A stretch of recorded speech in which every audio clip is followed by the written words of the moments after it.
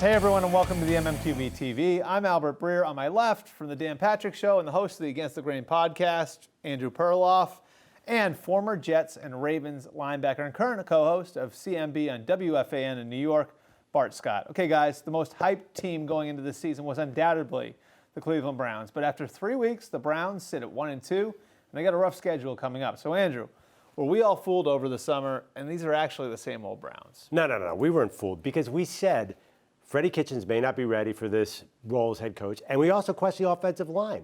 Why would they trade away their best offensive lineman or one of their best offensive linemen? So what are we seeing? The play calling is inconsistent. The 4th and 9 draw play, obviously, and the offensive line. So once the offensive line starts going bad, all of a sudden Baker Mayfield's not hanging in the pocket. He's getting happy feet, and I think it's sort of spiraling on offense downward. And I think I look at it, Bart. I'm with Andrew on that. I have the offensive line.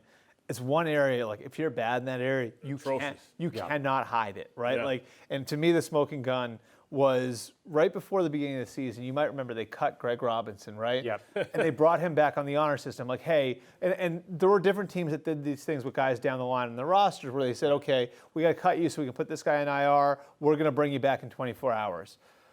The fact that they could do that on the same weekend that the Houston Texans gave up 2 first-round picks and a second-round pick for a left tackle. Right. And they could trust that no other team would come in and steal Greg Robinson from them.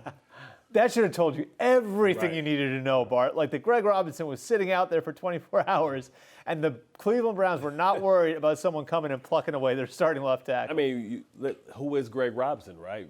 First of all, he hit you with the scissor kick in week 1, so you knew you were in trouble. But also, he's a left tackle that was a bust from a former team. And this kind of redemption tour and I can fix him. You can't have those type of projects. And you see that now. I was there when the Dream Team was coined the Dream Team, right? And I see what happened when a team that hadn't really arrived started getting these, accolades, and, they win the back pages and the all-pro team before they even play together. It's about being able to sacrifice your game. Whenever you assemble a bunch of stars, it's about who can be less but also make the team more. And now you have a bunch of guys that I think hasn't really got to the top where they want to get in their career. And right now it's about them and it's not about the team. And they're going to have some, come to Jesus meetings to see how they can figure this out. Because Baker is starting to question his protection. That's going to limit your production. And when that goes, that's the head of the snake. And I hate to keep harping on this, but look at the common threads with the big breakout year 2 from quarterbacks recently, right? So you had Patrick Mahomes in 2018. You had Carson Wentz in 2017. What did those two have in common? Great offensive lines. They were able to get back there, get comfortable, and operate from just the best environment you could hope for. Dak Prescott, right? Yeah. Dak he Prescott's took the next another step one. because he got Travis Frederick back. You can't hide that, right? The tackle problem, you can't hide that. You can't, because you got to help somebody, and that's a unit that has to be on a string. We see it happening with Sam Darnold right now. We see that Daniel Jones is able to make plays down the field because at least he feels secure. He knows at least, other than Soder, he knows he's going to have an opportunity to have some time, and the mobile quarterbacks. Well, Baker's trying to do too much, too. He's got to – obviously, his job there is to get the ball to Jarvis Landry, get the ball to Odell Beckham Jr., hand the ball off to Nick Chubb. But he's making plays like he's Mahomes sometimes, trying to get out of the pocket, and the numbers are terrible. Once he gets out of the pocket, he is not completing passes, so he's got to stay there. Same thing make you laugh, make you cry, right? Because that's what we praised him for last year. I remember when he made his debut, when Tyrod Taylor got hurt and he came in, he started improvising. He's the gunslinger. He's a guy that throw the ball from all type of angles. That's cute. But now the league has film on you. So they know how to take things away from you and make you beat him a certain way, and he's not able to do that. He's still taking these same chances. And Freddie Kitchens really wasn't the one, he maybe the one calling the plays, but he wasn't the one that was putting the whole team together. That was Greg Williams. Greg Williams was the one that was coming up with the messages, that was standing in front of the team on Tuesday and Wednesday on the install and making sure the troops. Everybody that's a great coach and a position coach can't be a great leader of the whole team. One word answer, real quick. Do they make the playoffs? No. Do they make the playoffs? No. Okay. I picked the Steelers to win the division for the record. That's not looking so good Yeah. either. I might lean towards Baltimore. Well, I picked the Ravens, so come on my bus. So there you go. No more space for you. I'm on. All right, let's go down to Washington, where this past Monday night, the Redskins were embarrassed on both sides of the ball by the Chicago Bears. The season already looks lost for the Skins. So, Bart, is it time for Coach Gruden to turn things over to his rookie quarterback, Dwayne Haskins. We saw this happen last week in New York. And Gruden's going to try and make a play for his job. And to do that, you have to sell hope. And it may not be hope for this season because we understand that they're strapped because they have Alex Smith under contract. They won't get anything. He'll never see the field again for them, but they have to pay that guaranteed money. So they really weren't able to go out and really address certain issues. Trent Williams sagas continues to go on well into the season. We thought that we would have a conclusion with that. Trying to replace him with Donald Penn, a guy that's maybe a little long in the tooth, that his better days are behind him. Right, he but retired. Not told anybody yet. Right, exactly. He got this is we call it still a year, right? Yeah. And then you have Reed can't stay healthy. The concussions made in his career early. Yeah. So now it's a lot going on. You like the defensive line, Montez Sweat, and you like Allen and Payne and all those guys. But it's time to sell some hope. But the problem is Haskins isn't a fleet of foot type of quarterback. So this isn't like we're going from Eli Manning to Daniel Jones, who now can improvise and get out of the pocket, and all of a sudden you can open up your playbook.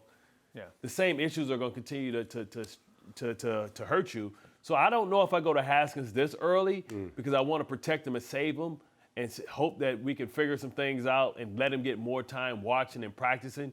Because you can put him out there and you can mess a young player up really early by, getting him some early scar tissue, getting hit in the back of the head a couple times. You'll stop, wanting to play. That's what I'm worried about. Yep. I think for the coach, and I'm with you, Bart. I think there's a point to be made there that a lot of times coaches can save their jobs by going to the young quarterback and then seeing improvement over the course of the year and said, hey, you want this to continue, you got to keep me around. Right. You don't want to upset the apple cart on your young quarterback. But if I'm thinking about what's best for Dwayne Haskins right now, I don't know if putting him behind that offensive line, based on what we saw on Monday night especially, is right. And that was beyond just the line. That's a bad environment right now. Sure. Like what we saw on Monday night in that stadium, that could be an ugly environment the rest of the Well, look at the upcoming games. They have the Giants in New York on a short week. That maybe could have been a spot for Haskins. But then New England, who hasn't let up an offensive touchdown. At Miami, that's another good spot for Haskins. But right after that, you have San Francisco's defense, which is number 2 in the league, and it's actually their front 7 is amazing. At Minnesota, at Buffalo. Do you really want Haskins to go to Buffalo with no receivers, no tight ends, and an offensive line that can basically do nothing but holding? I'm obviously being an apologist for Case Keenum. I don't want Case Keenum out there. Terry McLaurin's pretty good. Well, and also, too, Jake Gruden, his blocking scheme, we all came into last night's game, Monday night's game, saying, how are they going to block Khalil Mack? And they just didn't do it. It seems like you're right. There's so many different problems. And the defense, led by Josh Norman, I mean, this defense is as big a problem as the offense. The problem is even bigger on defense. You just got Landon Collins, man. They spent a lot of money to upgrade. Do you think you can do permanent damage to a quarterback by putting him out there in a bad environment?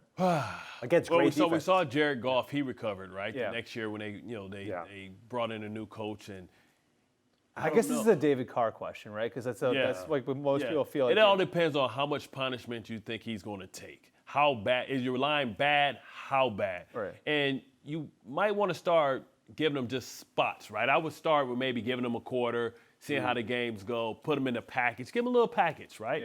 Yeah. We've seen now that coaches come in. We see Taysom Hill, he comes in with a package. Let's see if he can come in and spark something. But I wouldn't start the game with him. I would kind of see how my line's holding up against the opponent first. They're like, you know what? No, we're going to hold you out of there. Okay, the Redskins aren't the only NFC East team struggling. The Philadelphia Eagles sit at 1-2 after a loss in Philly to the Lions. The Eagles were another offseason darling, but have yet to get things going in 2019. So, Andrew, you're a Philly guy. What's wrong with the Eagles? Well, I mean, you start with the injuries. Obviously, last week they didn't have Alshon Jeffrey and Deshaun Jackson. Drops. There's 2 games in a row they've lost because of drops. Nelson Aguilar dropped the ball against Atlanta. Bad drop. And then Dallas Goedert dropped the ball. He handled it very well, but bad drop. Oh, did you hear it was a case where they had to throw the babies and they caught the babies. Oh, yeah. That was giving the guy tickets. Yeah. Also, you have defensive injuries. The real big problem, they're not rushing the passer. Michael Bennett's gone. Chris Long is gone. The guys they brought in to replace him are not doing the job. And also, you got Tim Durgan's hurt, Malik Jackson's hurt. So when they don't rush the passer, they can't cover. I mean, their quarterbacks are okay. But they lost depth as well. When you talk about those guys, they weren't particularly great pass rushers, but they provided depth so you can keep that rotation fresh going. legs in. And they can always eventually wear down the opposing offensive line. And now you're going to start asking Wentz to do too much. And, when you start doing that, we all know that we need him to be healthy So I don't know, but one thing I do trust about this management, that they'll make the moves necessary. They'll go out and get who they need to. We heard some rumblings for them and Jalen Ramsey a little bit. Sure. Maybe they can do something on that end to shore up the back end, because if you can't get to them with pure pass rush, and you have to get it with coverage. He's one of the top guys in this game. Maybe they make a move, that way. They're in trouble for right now, but I can't see them being in trouble for the whole future. I think an aggressive front office helps. I wonder about the identity of the team. When they've been at their best, they've been built through the lines of scrimmage, right? And that Super Bowl team had maybe the best offensive line in the league and one of the deepest defensive lines. And you think of some of the defensive line depth that's been stripped out of there. Chris Long, obviously, no longer there anymore. Michael Bennett, no longer there anymore. And on offense, this does not look like the same dominant group. And I start to wonder, Jason Peters is getting older. Jason Kelsey's also in his 30s. Brandon Brooks, 30 years old. Lane Johnson, 29 years old. We see the rookie? Do we see the rookie maybe come in at guard? He got hurt, and is it possible? Is it possible that the offensive line all got old at once? You get old overnight. Yeah. Listen, I can remember, and you think seasons are really only 8 months apart, so it's not really a full calendar year, so to speak. You may end the season in January, you're back there in August, and you're playing in September. Yep. But man, what a difference a couple months make. Because I can remember I felt fresh one year, and I came back, and it's like I had quicksand in my feet. Yep. I was running on quicksand, or I had cement blocks. So you can get old, and especially one bad offseason, not being able to really get totally healthy. We talk about all the injuries that Jason Peters has had, and they relied on him to be able to dominate and take care of the best pass rusher on the opposing team. Doesn't look like he can just quite do that anymore. Yeah. He's a guy that can be dominant in spurts, but not dominant throughout the whole game. They told Could go to 1-3 this week. Short week. Lambeau. Oh, Green Bay. Yep. That's tough trip. hard. The numbers aren't great. Tough trip. Can I bet on that? I'll bet on that. We got a couple segments before that. We got more NFC East news too. The New York Giants and Daniel Jones got their first win of the season, but lost running back Saquon Barkley. They're thinking the next 4 to 8 weeks he'll be down. So more on the Giants. Here's our own Ryan Aselta with Giants beat writer for the New York Daily News, Pat Leonard. All right, thanks, guys. The Daniel Jones era got off to a tremendous start in Week 3, but there is concern in New York over another offensive weapon as Saquon Barkley left Sunday's game with an ankle injury. For more on the Giants, we welcome in Pat Leonard of the New York Daily News. And Pat, let's start with the good news, and that's Daniel Jones, who took over for Eli Manning, ends up leading the Giants to a comeback win over the Bucs in his first career start. Take us inside the Giants locker room Sunday night. What was the reaction to Jones's performance? Ryan, guys were thrilled. I mean, it wasn't relief. It was a feeling of, we have our guy. We have our quarterback.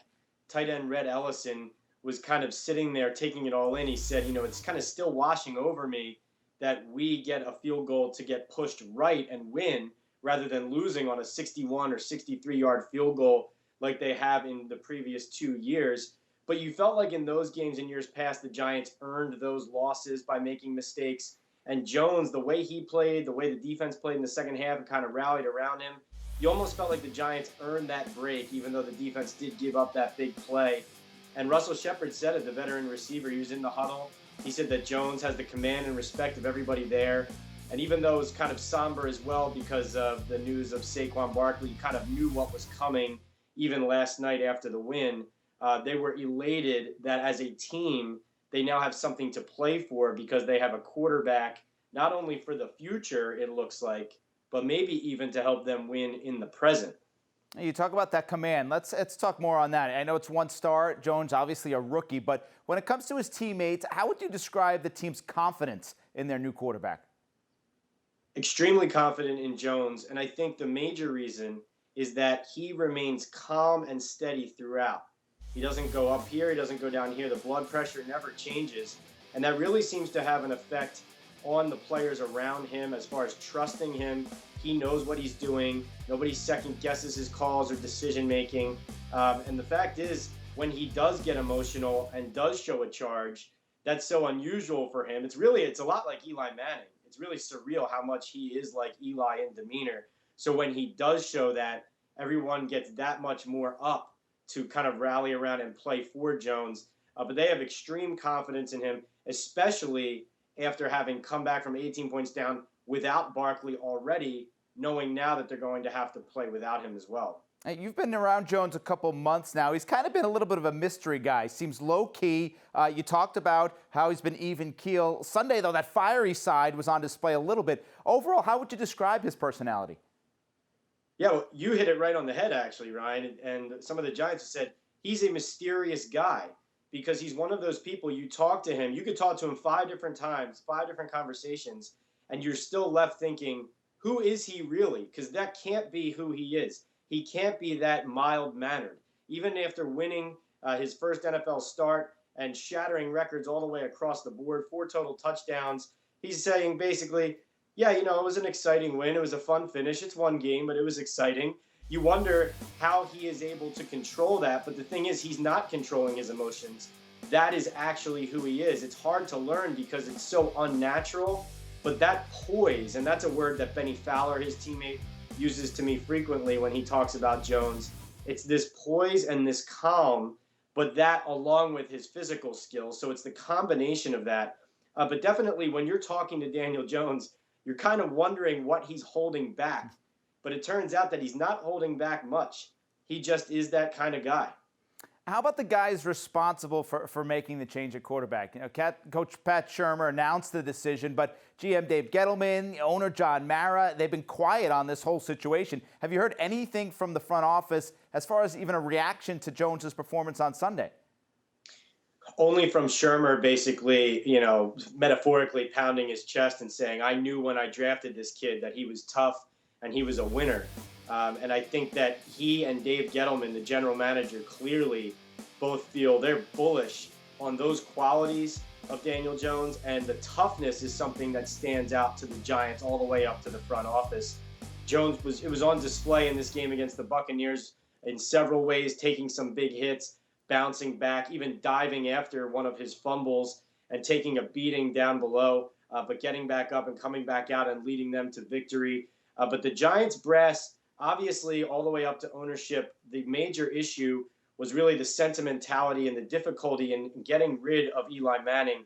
And even though this was ultimately Shurmur's call to do it so early, and it wouldn't have happened this early if it weren't for him, I think the Giants ownership, I can tell you, are extremely pleased with how Daniel Jones not only played, but also conducted himself throughout, even up to in the post-game locker room. The team wanted him to make a speech, and he just said, no speech, Giants on 3.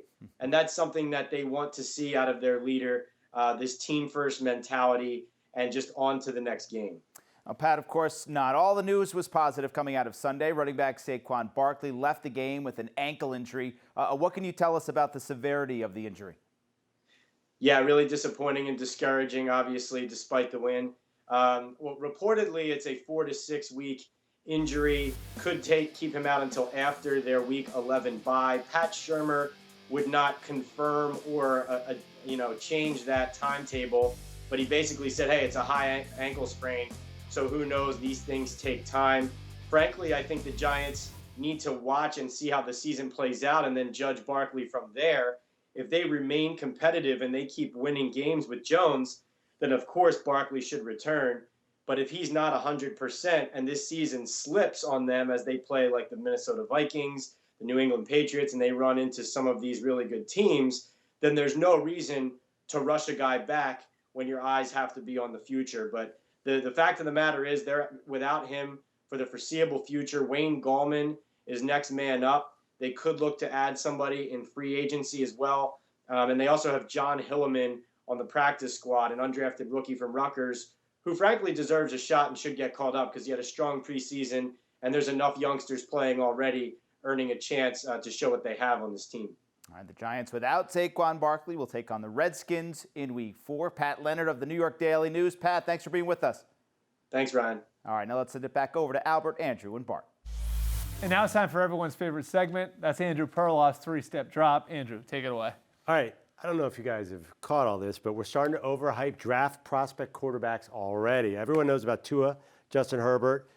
All of a sudden, we're hearing about Jalen Hurts maybe moving up, Sam Ehlinger, Jordan Love.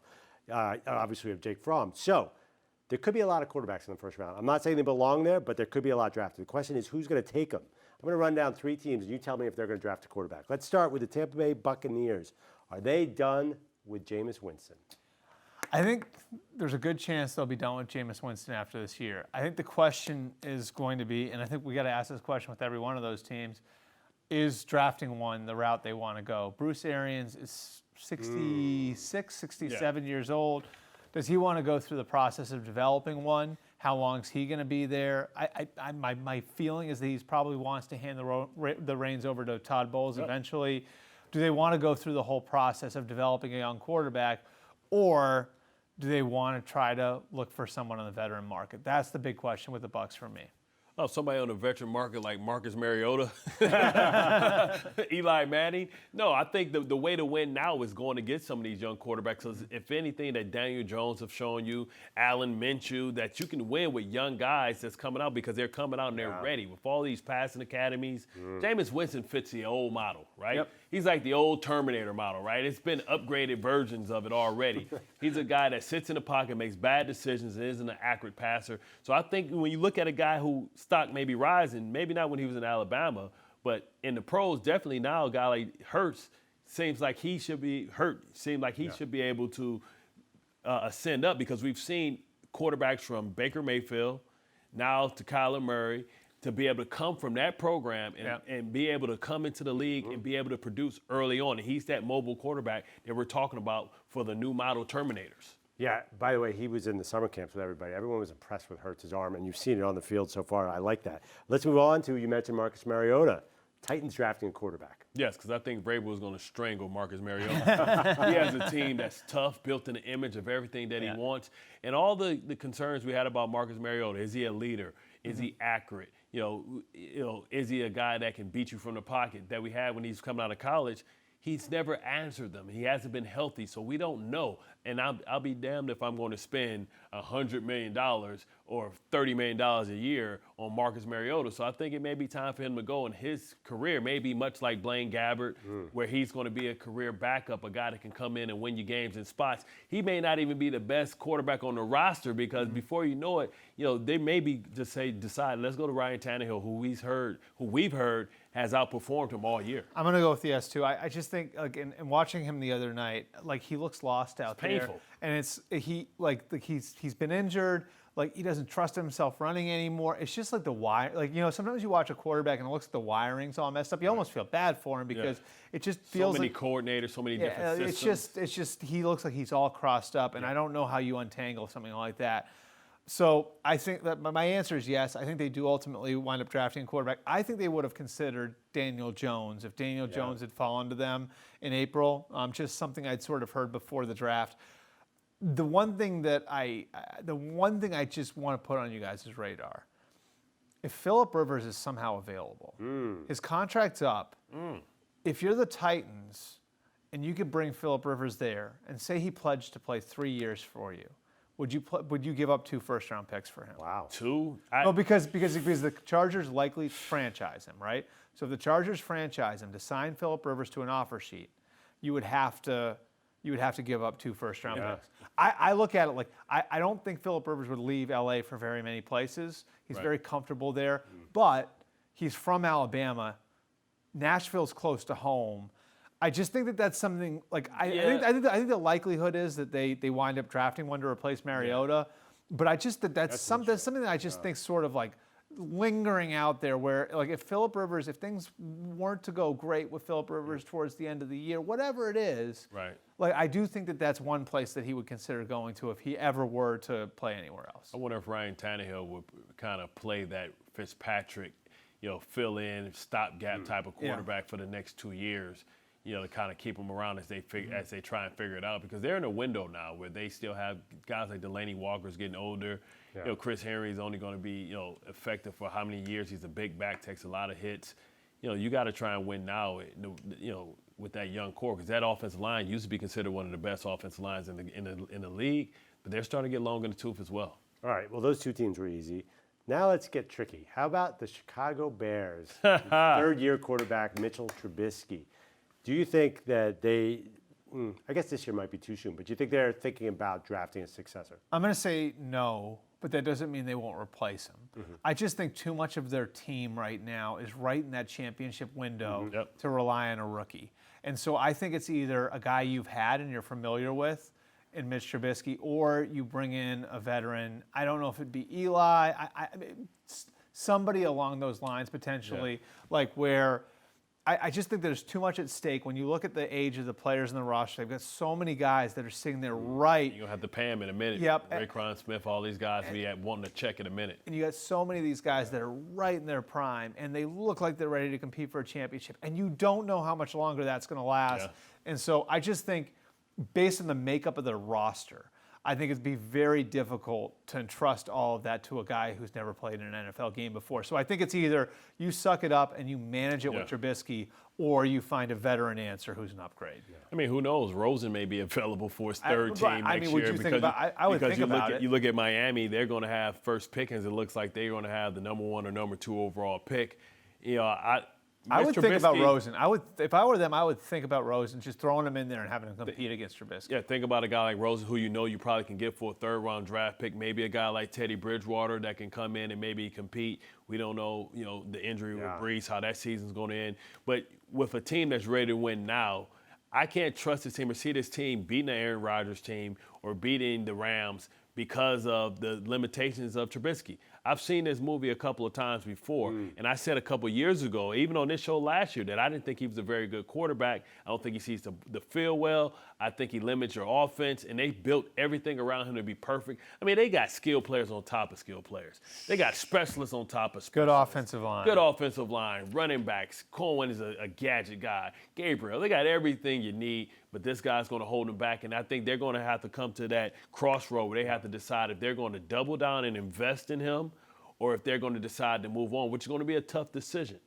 All right, let's throw in an extra one. The Denver Broncos drafted Drew Lock in the second round, top of the second round, and they have Joe Flacco. Do you think they'll be in the market again if John Elway is still there? Will he be drafted? I know he loves Justin Herbert, but do you think Elway and the Broncos will draft another quarterback? I think this is an interesting one because if things really go off the rails, and we're starting to see signs that they have, right, where they're at right now, if they are bad enough to be drafting that high, I would have a hard time passing up on somebody if I thought he was special, if it was me.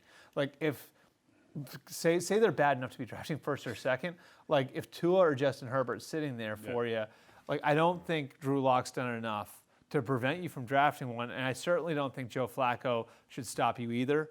And so the way I would look at that, think about the Carolina Panthers in 2010. They drafted Jimmy Clausen with the 45th overall pick. What do? They turn around a year later and they draft Cam Newton. The New York Jets, they spent a second-round pick on Christian Hackenberg in 2016. That didn't stop them 2 years later from trading up to go and get Sam Darnold. And so we've seen this in the past.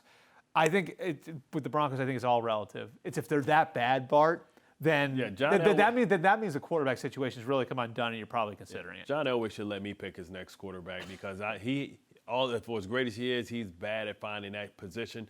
I think that they absolutely, even if they do fall outside, I think they need to spend future equity to move up and get one because Joe Flacco, I love him. He's not the answer. And I think it may be time to move Von Miller and let Von Miller go away and take that big salary cap off of there. That big number off their salary cap next year because you have to make that decision that it's time to blow it up, that the window is gone. You have Chubb who can be his successor and be there, who can try and replace some of that productivity, but it's time to move on while he's still worth something and be able to get a first-round draft pick is something that you can use to move up and slide up and down that draft board to find your franchise quarterback because in this league, I don't care. If you don't have a quarterback, you have nothing. Right. You can have Saquon Barkley. Who looked more valuable yesterday, Saquon Barkley or Daniel Jones? Saquon Barkley is a better player, but if you ain't got a quarterback and this effect on the team, that defense all of a sudden didn't look horrible. They were bad, but they look horrible. All right, Denver Broncos, 0 sacks on the season. Isn't that crazy? Von Miller. And the guy, here's what's crazy, 0 sacks, Shaq Barrett, a guy who walked out of there for $5 million. 8 sacks through 3 games for the Tampa Bay Buccaneers. $250,000 on a bonus. Thank you, Andrew. Now we're going to take a break from football reality and take a look into the world of fantasy football with our own fantasy expert, Bill Enright. Hey everyone, this is Sports Illustrated's fantasy football analyst Bill Enright with your Stardom Situm for week number 4. Let's go to the starts, and I'm starting with quarterback Jacoby Brissett of the Indianapolis Colts. 7 touchdowns in 3 games. That is tied for the 3rd highest in the league. That's more than Deshaun Watson, Carson Wentz, and Jared Goff. You can certainly start Brissett against the Oakland Raiders in Week 4. Over 2 running backs, James Conner of the Pittsburgh Steelers. Listen, I know it's tempting to bench him after he had another single-digit fantasy performance in week number 3. But you know what? He's got a bounce-back game, a get your mojo back kind of game on Monday Night Football against a Bengals defense that's horrendous against the run.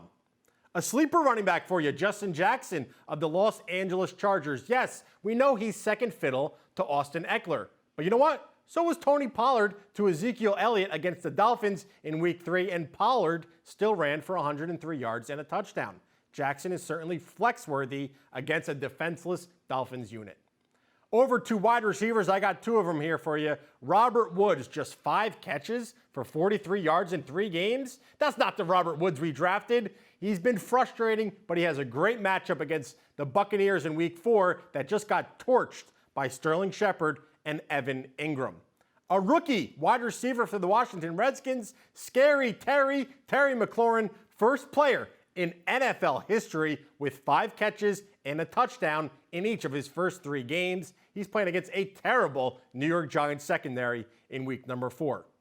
A tight end that you should have in your lineups, Will Dissly from the Seattle Seahawks, 3 touchdowns in the last 2 games, coming off another 11 catches in his previous 12 targets. He's had about as consistent as they come for the tight end position through the first 3 weeks. Let's talk about the guys, the sit-ems, the players you don't want on your rosters for week number 4. Jameis Winston, his best game of the season came against the Giants, right? 380 yards, 3 touchdowns, but that was against an awful, bad, big blue secondary.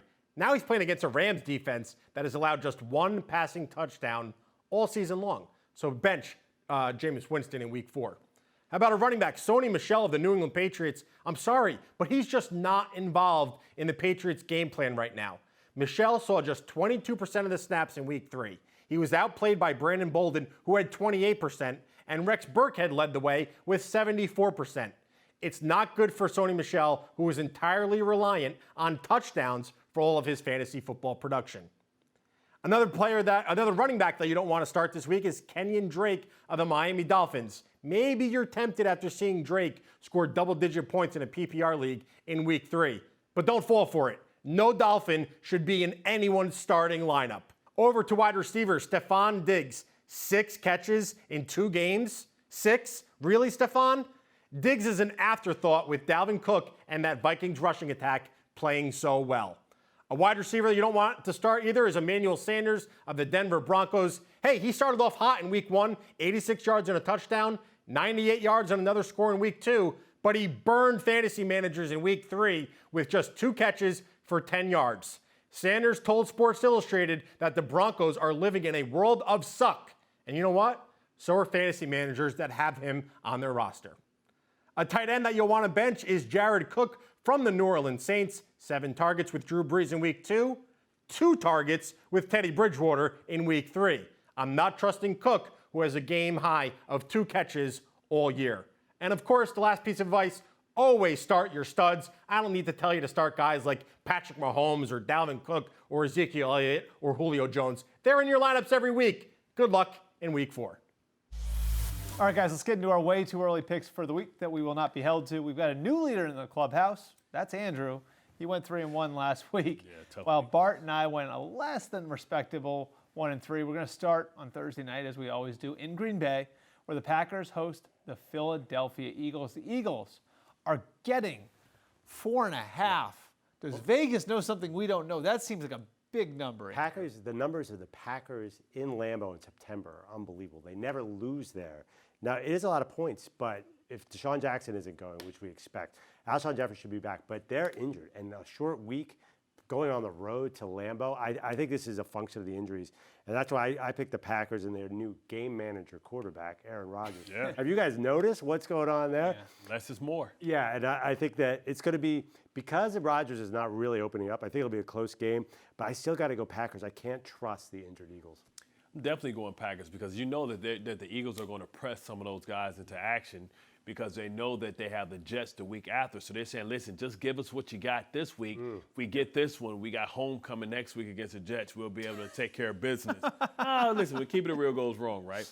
But when you look at the Packers and how they're deciding to win, it's much like what they did down in New Orleans. Hey, Drew Brees, we're putting too much on you. We're going to get you a run game. Just be special in moments. Yeah. And Aaron Rodgers is going to have those times where he's going to be special. But now we don't need the 300-yard passing games anymore because we got a defense that's going to get you the ball back. Just sit back and watch these guys work. We're going to save your energy for when we need it most in the postseason. And I think that's what they're doing. You know, you look at what Mike Pettin is doing with Zaire, Alexander, with Preston Smith and, Darius Smith. They're getting at it. And that's an infectious attitude. And when you have a quarterback like that, he's going to give you 2 or 3 wins. You just want those wins to be in the playoffs and the Super Bowl. I'll tell you what, your old DC, Mike Pettin, like doing a heck of a job there. And it seems like he's got the guys that he needs, right? He's getting no production from Rashawn Gary. He's got the edge guys, right? Like on the perimeter of the front, and he's got the perimeter guys in the secondary at corner. Yep. That's a good defense. I think it's going to be a close game. 4.5 is too much for me. Yep. I think the Packers might win. I'm going to take the Eagles to, at the very least, cover that 4.5 point spread. Okay, on Sunday night, we get the New Orleans Saints taking on the Dallas Cowboys. That's in Dallas. The Saints are getting 3. Bart, who are you taking on Sunday night? I got to take the Saints in the house. I think you look at what the Cowboys have been doing, it's tremendous. It looks like Dak Prescott's been able to take the next step. But come on, you talk about homecoming. This is like preseason. They played the Washington Redskins, the Giants, and they played the Miami Dolphins. I think this is the first time where the speed is going to be different. Finally, they're going to find themselves in a dogfight. And I think that they're not prepared to be in a dogfight. I know that they have Teddy Bridgewater there, but that Saints defense is good. Alvin Kamara, they can play keep away and put pressure on Dak. And plus, earlier on their show, I said that Teddy Bridgewater was a better choice rather than giving Dak $40 million. Right. So just so I can stay face, I have to go to Saints, and I hope that Teddy Bridgewater bails me out. Okay, I want to correct myself. It's actually in the Superdome, not in Dallas. But go ahead. Cowboys get 3. I am counting on the Dallas Cowboys reading their own headlines because let's face it, they have not played anybody. They played the Giants, the Redskins, and the Dolphins. Everyone's talking about Dak Prescott. All of a sudden, $40 million is back on the table. I think that this is a comeback to earth game, and I agree. I just love what Alvin Kamara did. I know Teddy Bridgewater didn't throw the ball more than 15 yards.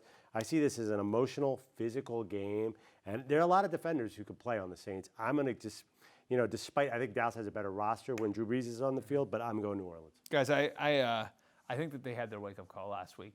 Cowboys played like crap in the first half of that game. Yeah. They sure did. And I think that was enough. I think to me, like that's an ideal spot for your coaches, for your Jason Garrett, for your Chris Richard on defense, for your Kellen Moore on offense to get after the guys and say this isn't good enough. And I'm with you. I think they got a little sleepy. And I think in Dallas, teams are especially prone to reading about how great they are because it's the sort of environment it is. I think that sort of thing is already happening where the coaches have the material now to get after their guys. I think they're going to look good on Sunday night. My ideal for the Saints was that they'd split this 2-game stretch here, coming off the injury with the Seahawks and the Cowboys. They got their win against the Seahawks. I'm going with the Cowboys to cover. Yep. On the road in the Superdome. You're going to be challenged. Not in Dallas, like I said earlier. In the Superdome, I think the Cowboys cover. On Monday night, the Steelers take on the Cincinnati Bengals in Pittsburgh. I think it's in Pittsburgh, right? We got to make sure the graphic up there. Andrew, who do you like on Monday? By the way, it doesn't matter because Pittsburgh is a home game at Cincinnati anyway, or Pittsburgh. The Steelers have always dominated them.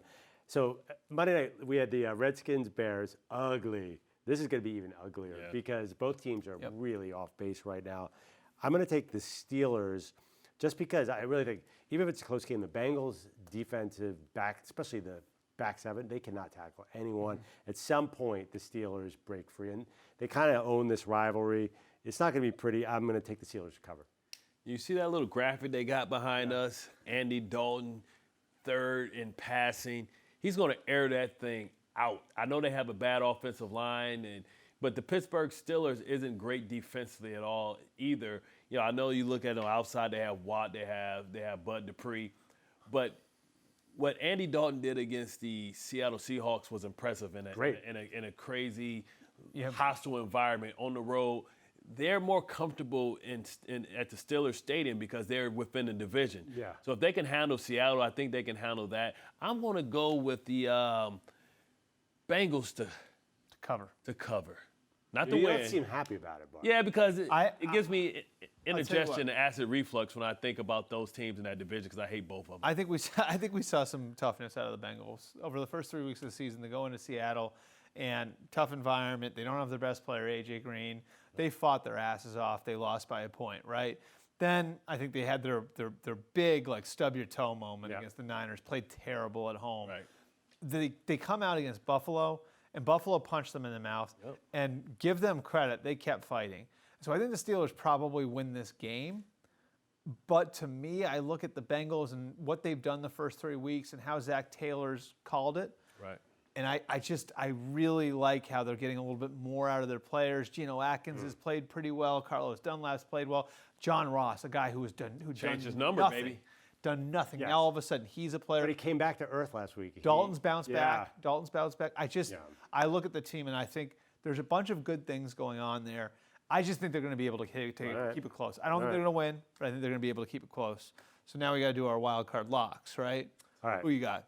By the way, John Ross destroyed the Bengals. He read his own headlines, dropped everything. Okay, I'm going to stay local, and maybe I'm buying into Danny Dimes. Maybe I just don't like the Redskins. I like the Giants at home because mainly this is a function of the Redskins. Their offensive line is not going to get fixed anytime soon. Now, I know the Giants don't have a good defense, but there's so many problems throughout. Not only that, Case Keenum? I'm not sure the team believes in Case, and I don't think he has anyone. Wow. They That don't sounds believe like an anybody. indictment of Gase. No, it's not an indictment. Case has no one to throw to. You turning were on looking at the Case? picks. You were looking at the picks on the tablet. Who is he throwing to? I mean, come on. How dare you say that about Terry McLaurin? You're going to say Terry McLaurin. When Terry McLaurin, the third-round pick, is your number one receiver, and everyone's like, first of all, I got to tell you, rookie wide receivers do not run routes correctly, and I'll show you 10 of them of Terry McLaurin. It's just so many problems that this is a function of the Redskins. I hope Case shows well because it was a real disaster against the Bears. Or Haskins. Or Haskins. But I like Daniel Jones running the ball again. By the way, it's going to come down to his running ability. And that'll do it for the Case Keenum hour for Right, exactly. Bart. Who you got? I tell you what, it's not a line too big for the Dolphins. I don't know if they're sucking for a duck or if they're trying to, sang for Tua or whatever they want to do. But I tell you what, the Chargers, 1-2, Phillip Rivers, tough loss against the Texans last week. I think they bounce back and they see blood in the water. And they're going to come back and get right. And I think they're going to blow the Dolphins out, which isn't some epiphany or something like that. But I just think that the Dolphins at this point are just the fatigue and the fact that we are bad. And they're trying to be bad. I think guys are going to start going into self-preservation mode really early in the season. So that was a good poll. Suck for duck. I didn't. I kind of racked my brain. Like that's from 4 years ago, and now we're bringing it back for Justin Herbert. So that's a good poll by you. I'm going to go with New England to cover the 7 in Buffalo. I think Buffalo's going to play them tough. I think it's going to go into the fourth quarter. Ultimately, I see the Patriots winning by 10, 14 points, something like that. But that's a good Buffalo team that I think is going to hang around over the course of the year. I really like the way they're not going to give up the big built. plays, and Julian Edelman coming back from that injury. Chest contusions can be tough. Yeah. I'm still taking the Patriots to cover because that defense is playing. No, absolutely. Lights out. Okay, that's going to do it for us. You can catch us back here next and every week of the 2019 NFL season. For Andrew Perloff and Bart Scott, I'm Albert Breer. Enjoy week 4, everyone.